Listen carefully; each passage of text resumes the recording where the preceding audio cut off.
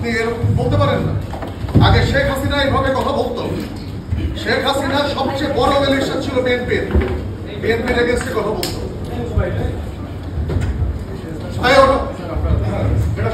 চাঁদাবাজ এর বিরুদ্ধে সবসময় আমাদের কথা বলতো।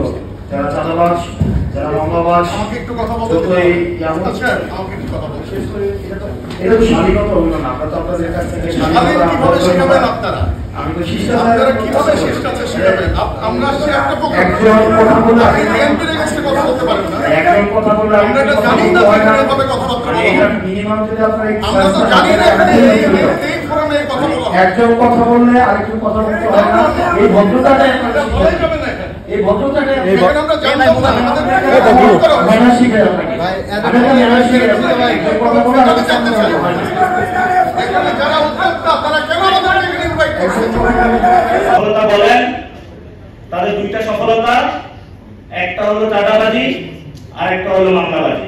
এই দুইটা ছাড়া তাদের কপালে আর কোনো সফলতা নাই।